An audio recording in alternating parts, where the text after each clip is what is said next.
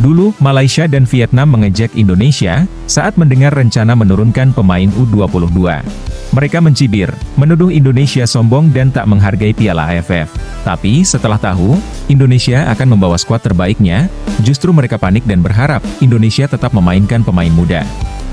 Resmi, 10 pemain naturalisasi Timnas Indonesia siap berlaga di Piala AFF 2024. Indonesia kini diprediksi sebagai kandidat kuat untuk merebut gelar juara Piala AFF 2024.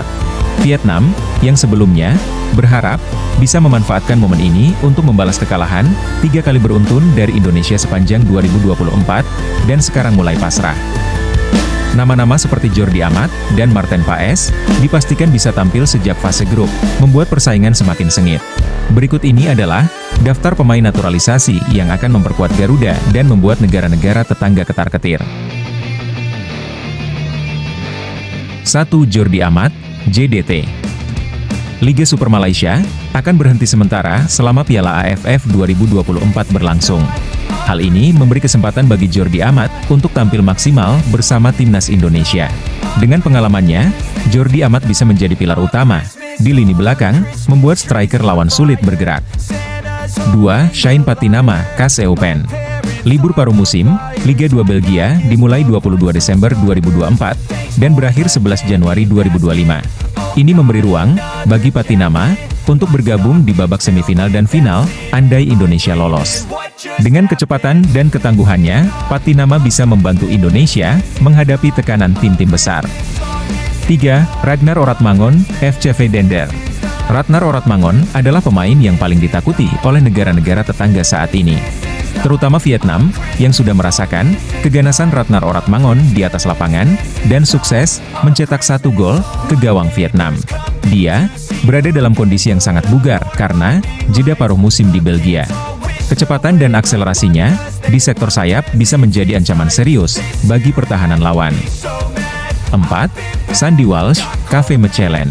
Sandy Walsh adalah andalan di posisi wingback kanan, dikenal agresif dalam menyerang, dan disiplin dalam bertahan, membuat Garuda punya keseimbangan yang kuat di sisi kanan lapangan.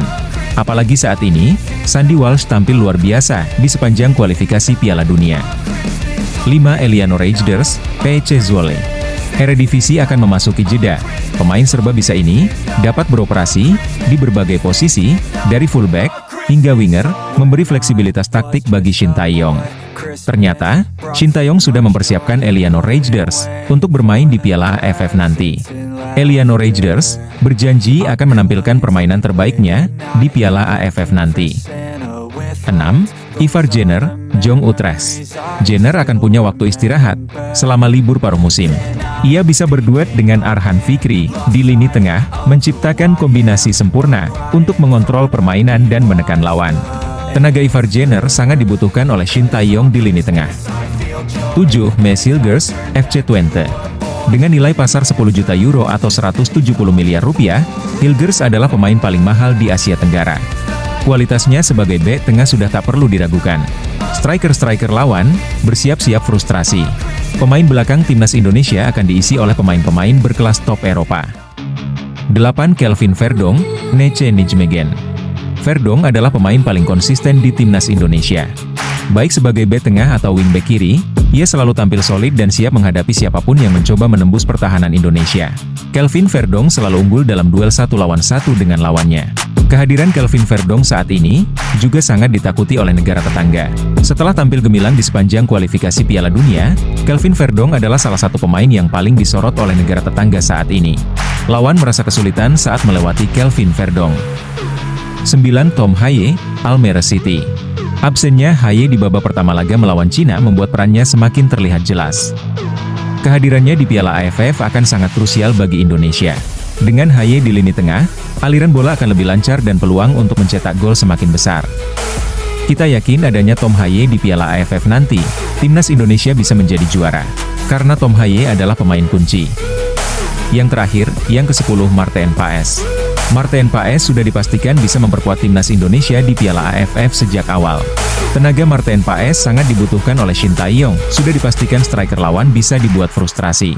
Dengan komposisi seperti ini, Timnas Indonesia siap melibas siapapun di Piala AFF 2024. Pertanyaannya, apakah Garuda akan terbang tinggi dan pulang membawa trofi?